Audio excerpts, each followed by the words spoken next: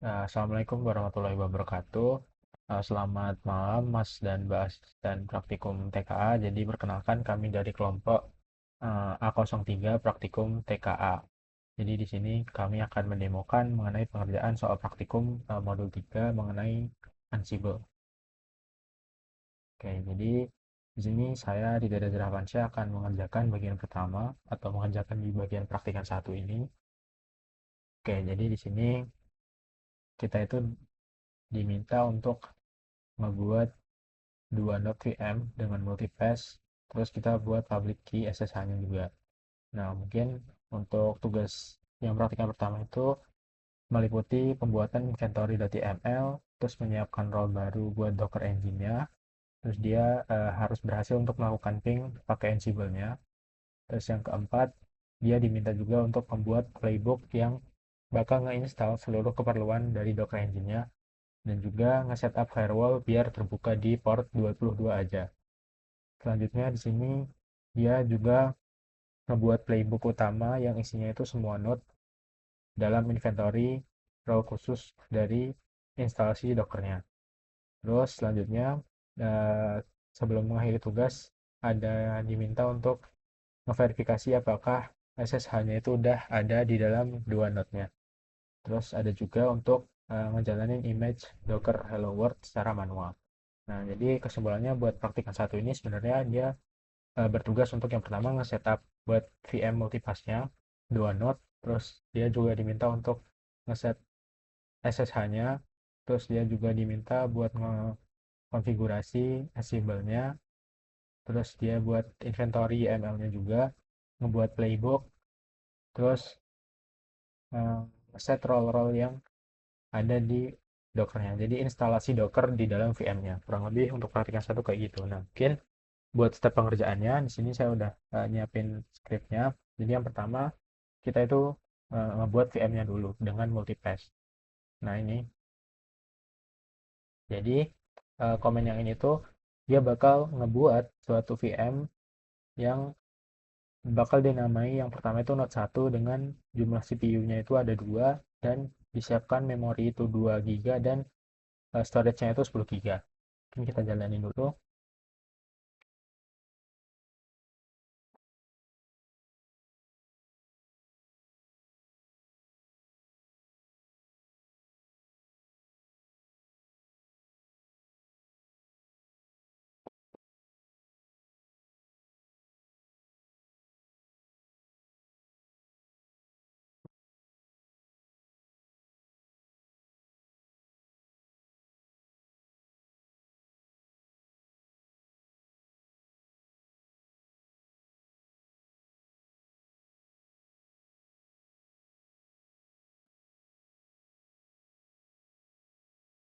Nah, dia udah berhasil buat node 1, sekarang kita buat untuk yang node 2. Nah, untuk spesifikasi dari yang node 2, di sini saya set sama, hanya berbeda di bagian namanya aja.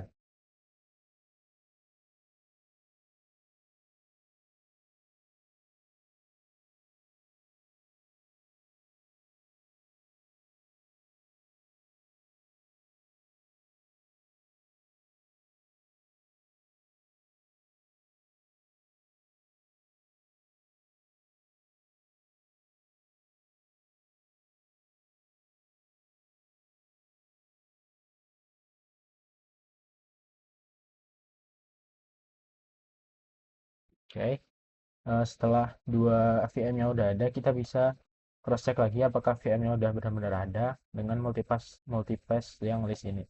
Nah, di sini udah ada dua node yang berjalan. Nah, ini juga ada IP-nya. Ini tuh IP-nya bisa di save aja karena nanti bakal dipakai buat misal kita mau connect ke SSH ataupun kita di inventory-nya. Kita copy dulu aja.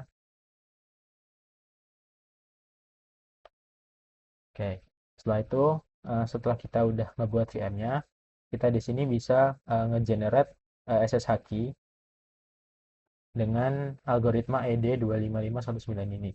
Terus kita labelin Ansible strip key dan kita simpan di folder directory yang SSH Ansible key ini. Nah, nanti dia ini setelah kesimpan dia bakal nge-store si key-nya ini ke dalam dua tempat yang berbeda. Jadi ada yang public dan ada yang private. Jadi nanti dia bakal kesimpan di Ansible key yang biasa atau yang public dan Ansible key yang private gitu.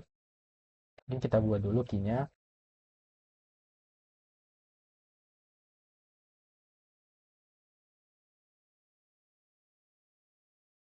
Nah, ini udah dibuat key-nya dan udah disimpan ke directory ini.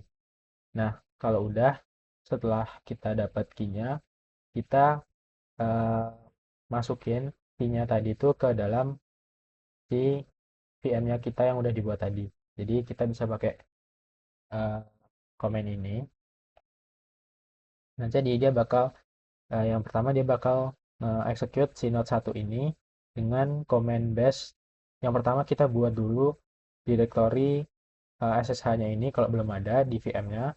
Yang kedua kita bakal nge-copy isi dari Ansible key yang public tadi dari yang udah SSH yang udah kita buat tadi ke dalam eh, folder SSH authorized key yang ada di dalam si VM-nya. Terus ada juga kita ngeganti apa ya namanya batasan atau akses modifiernya itu ke 600 biar nanti si VM-nya ini bisa ngebaca isi dari directory yang authorized key-nya ini tadi. Mungkin kita jalanin dulu. Oke, dia udah nge-save si public key dari VM-nya dengan SSH yang udah dibuat tadi. Lakukan yang hal sama buat VM yang node kedua. Nah, kalau udah, mungkin kita coba aja buat nge-connectin SSH dari VM yang pertama misal. Nah, kita ganti IP node-nya ini dengan IP yang udah di-save tadi. Misal 10.29. Misal kita coba yang node pertama.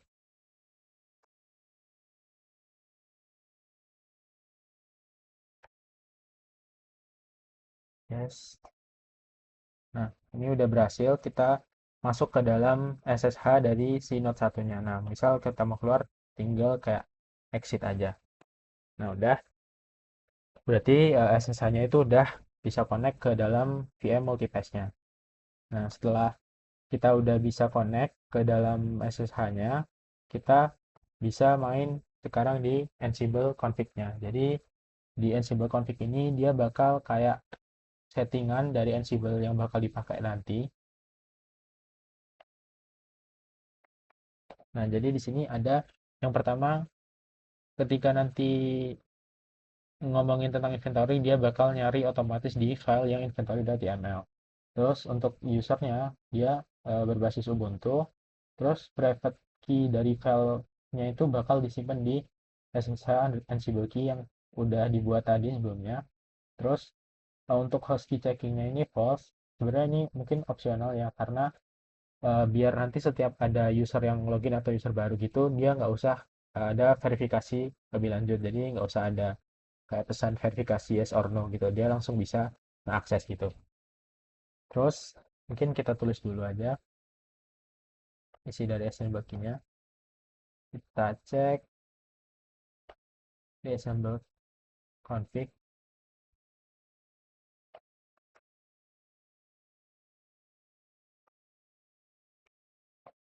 Nah, ini udah ada. Terus selanjutnya kita setelah kita nge-config dari settingan Ansible-nya, kita bisa ngeisi si inventory YAML tadi. Jadi si inventory YAML ini mungkin gampangannya semacam storage dari variabel-variabel yang dipakai di seluruh Ansible-nya nanti.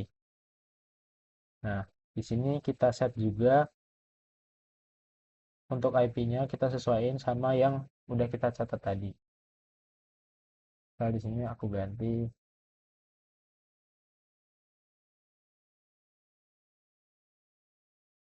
untuk node 1 dan ini untuk yang node keduanya. Nah, di sini jadi untuk inventory ini dia bakal ada beberapa tingkatan. Jadi yang pertama ini all, jadi untuk semua usernya. Terus yang kedua ini ada child-nya. Jadi si child-nya ini bakal ada dua settingan, yaitu ada backend sama front end. Nah, untuk backend ini kita set sebagai node 1 atau VM yang pertama tadi sebagai backendnya. Terus kita set juga IP-nya, kita set juga usernya itu berbasis apa. Terus ada directory dari private key-nya. Sama juga untuk yang front end, perbedaannya hanya di IP-nya aja. Mungkin kita bisa tulis dulu di inventory YML-nya.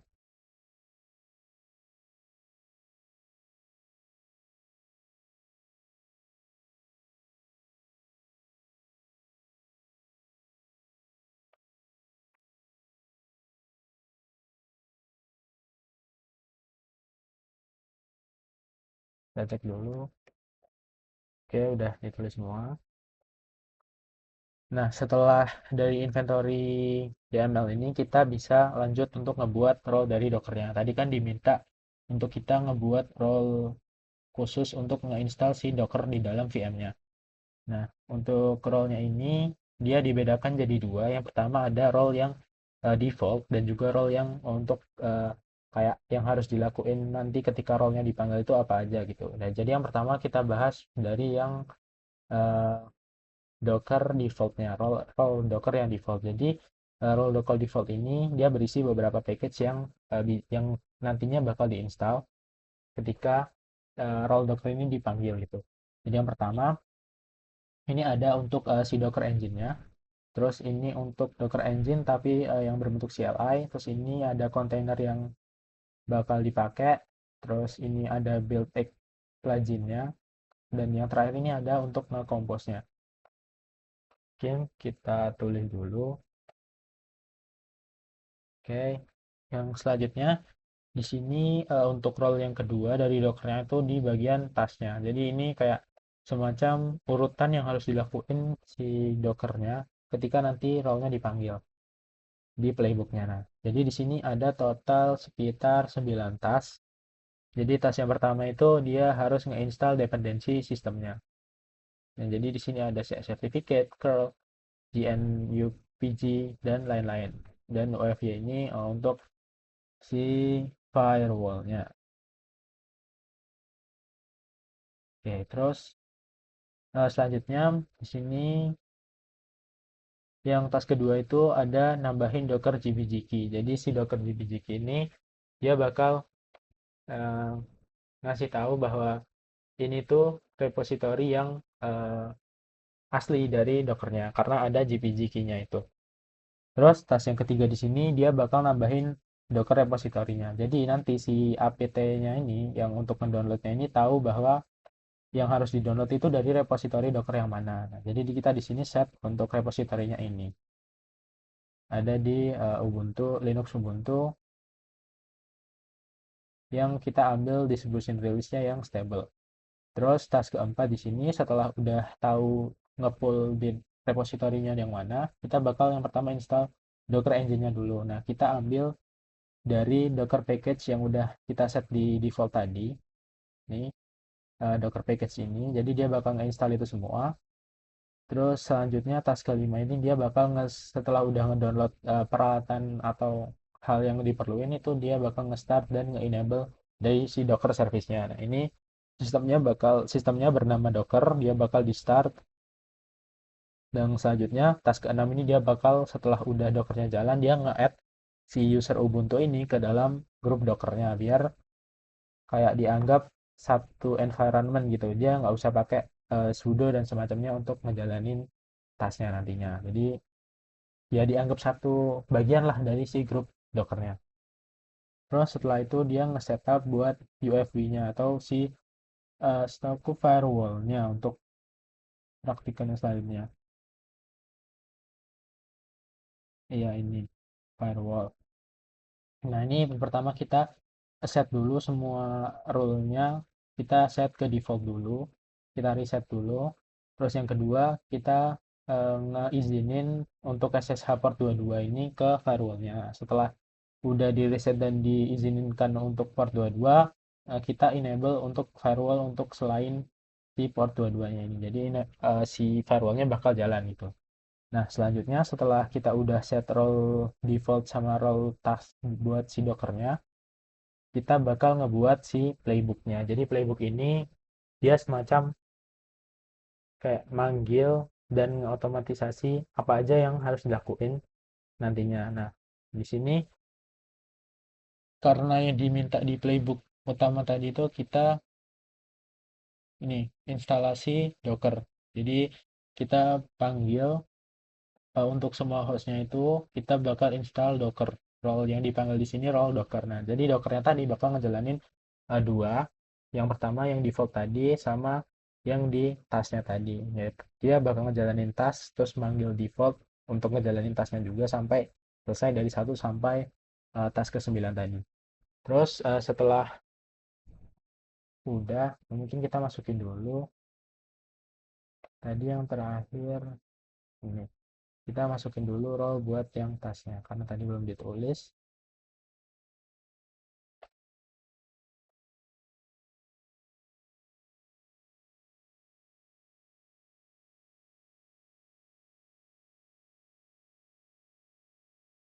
Ini kita cek dulu.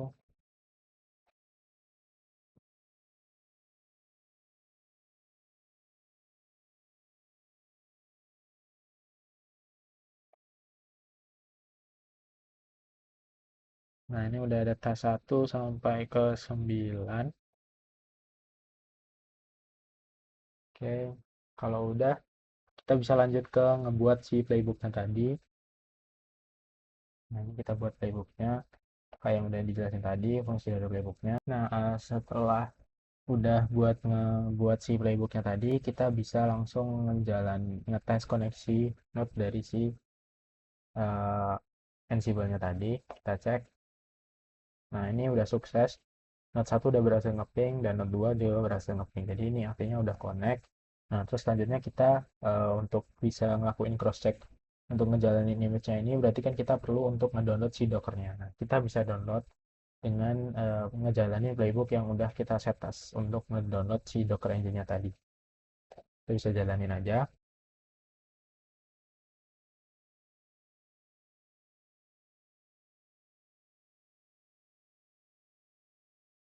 Kita tunggu dulu. Dia bakal ngejalanin urut buat si datasnya.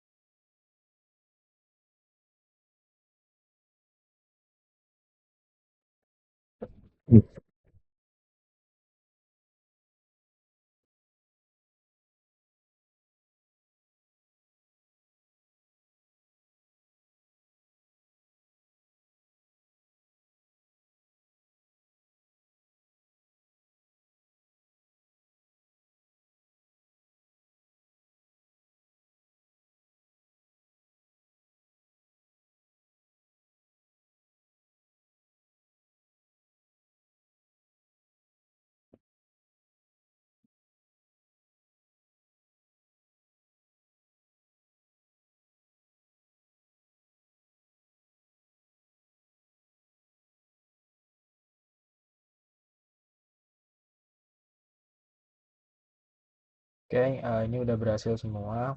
Untuk si playbooknya tadi, dia juga udah ngejalanin semua tas yang ada. Nah, setelah itu kita bisa ngeverifikasi SSH-nya, apakah udah bisa ngejalanin si Docker-nya yang udah kita install tadi. Yang pertama, buat node pertama kita langsung kayak akses aja ke SSH-nya. Oke, setelah udah kita langsung bisa jalanin si Docker run Hello World-nya.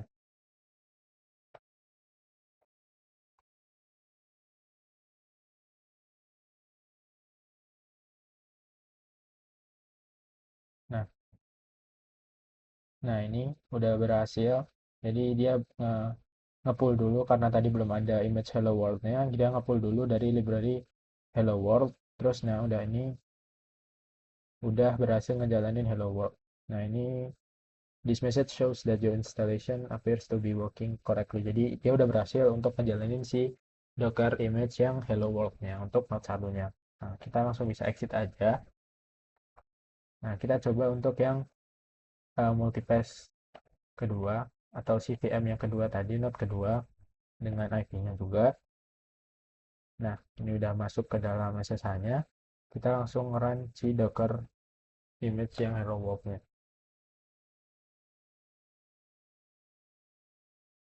Nah, ini juga udah berhasil. Dia ngedownload docker image-nya dan ngejalanin image-nya. Jadi mungkin untuk dari praktikan satu pengerjaannya itu aja, mungkin bisa dilanjutkan ke teman saya untuk ke soal-soal berikutnya. Terima kasih. Oke, baik, selanjutnya di sini saya akan menjelaskan bagian untuk perhatikan dua. Jadi tugasnya untuk perhatikan dua di sini adalah membangun backend dari web app yang akan dijalankan di dalam Node Ansible-nya nanti. Jadi mungkin langsung saja kita masuk ke langkah pertama, yaitu menyiapkan role baru khusus untuk deploy backend. Jadi di sini sudah saya siapkan role-nya. Di sini folder role, terus ada khusus buat backend-nya.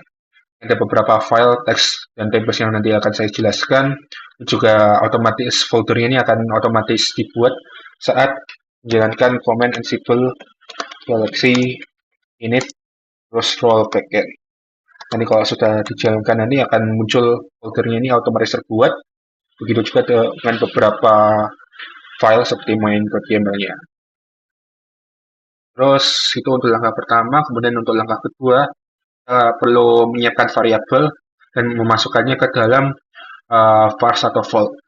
Di sini sudah saya siapkan di folder group vars untuk backend sendiri ada vars.yml-nya dan vault.yml-nya. Yang pertama ada vars.yml terdiri dari 4 variabel dari kelima yang ada di soal, itu database name, database username, backend port-nya. Di sini 3000 nanti untuk mengakses backend-nya, sama ada JWT secret-nya. Kemudian ada folder file sendiri buat variabel db password. Mengapa variabel ini terpisah dari variabel lain? Karena untuk variabel ini akan dilakukan ekskripsi. Jadi di sini kita pakai Ansible Vault, kita jalankan YAML-nya.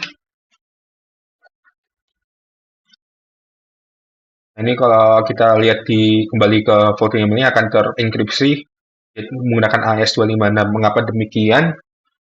Soalnya passwordnya itu biar tidak secara serta-merta terlihat dengan plain text ya, biar lebih aman passwordnya. Terus nanti kalau misalnya agar Ansible bisa mengetahui passwordnya, di sini saya siapkan vault pass-nya yang berisi password yang sudah saya masukkan tadi. Jadi kalau misalnya kita mau panggil node-nya, kita bisa masukkan vault, uh, vault pass-nya juga. Oke, itu langkah kedua. Selanjutnya ada langkah ketiga. Pertama adalah melihat source code backend. Ini yang tersedia pada soal. Ini resource soal modul 3. Untuk file sendiri yang tertera untuk khusus untuk backend ada dua, yaitu package.json sama server.js. Ini tersedia langsung di resource soalnya. Ini nantinya akan digunakan untuk membuat backendnya. Jadi ini codingan backendnya seperti endpoint yang ada dan seterusnya. Terus selanjutnya adalah menyiapkan Docker file. Tadi yang di role backend filesnya ada Docker file. Sini menunjuk soal adalah menggunakan image node. Jadi ini image yang digunakan adalah node. Sini yang saya pilih adalah Alpine. Mengapa? Biar lebih ringan. Soalnya yang node yang digunakan di sini tuh cuma 5 GB. Jadi agar tidak memenuhi. Jadi kita pakai yang ringan aja yaitu Alpine. Terus kita buat work directory-nya yaitu /app. Terus kita copy package.json-nya ke root-nya. Terus kemudian kita run npm install. Terus juga expose 3000 dan npm start. Dan kan npm start kalau sudah selesai.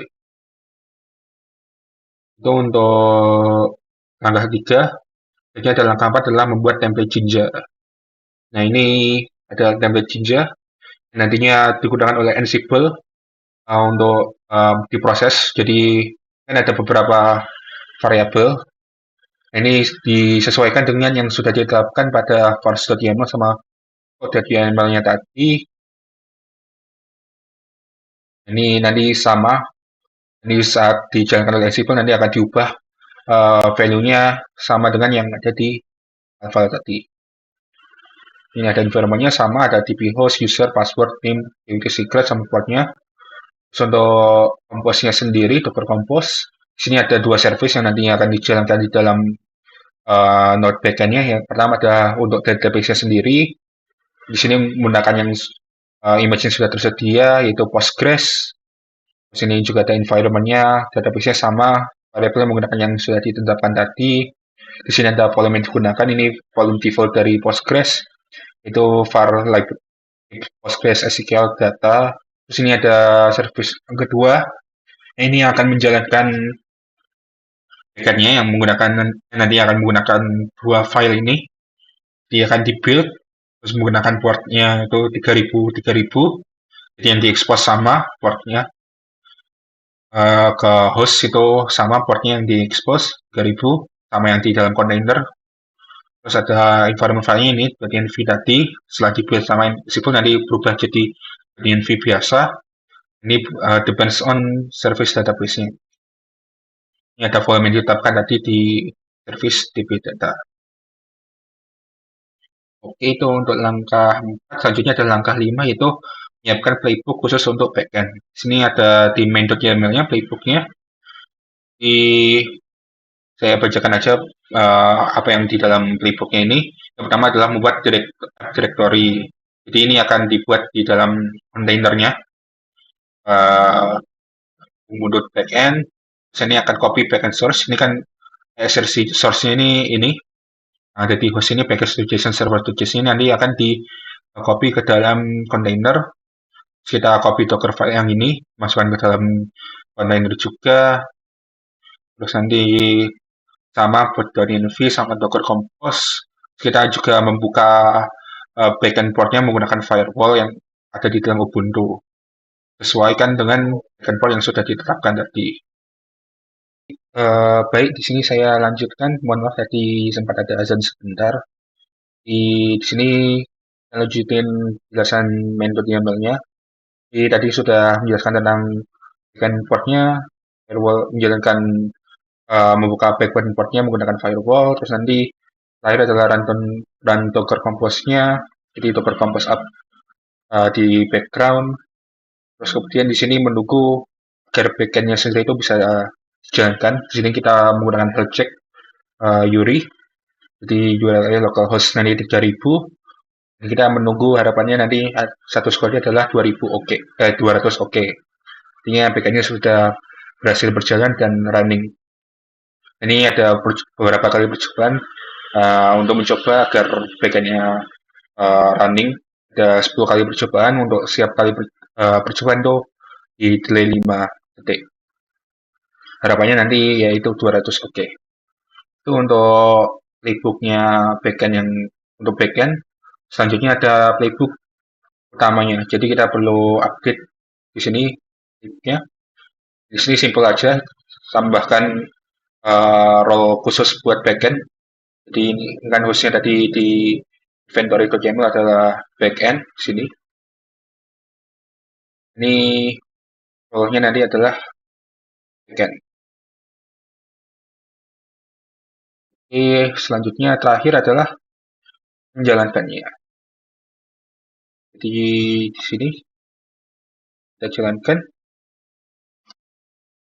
Di sini ya. Ini tidak apa-apa, ini cuma buat node 2. Ini kan front end untuk perhatikan 3, jadi aman aja harusnya. Kalau dilihat dari komennya tadi kan sini ada tambahan yaitu penggunaan vault password file. Yang saya sampaikan tadi password untuk vault-nya Ansible dimasukkan ke vault pass. Kita tunggu dulu sebentar untuk playbook yang dijalankan. Oke, setelah menunggu cukup lama untuk playbooknya sendiri berhasil dijalankan. Di sini tapi ada gagal satu yang ini, tapi ini untuk node 2 yaitu yang merupakan front end. Jadi harusnya aman saja. Untuk backend sendiri semuanya berhasil. Ini oke-nya 20. Ini berhasil. Kita lihat ini yang terakhir, for backend tuh berhasil, oke. Setelah mencoba satu kali nanti ini oke, berarti backendnya sekarang harusnya sudah jalan. Terakhir, kita perlu cek dua hal, yaitu curl health check sama curl register user. Ini kita jalankan. Kita ubah dulu IP backendnya.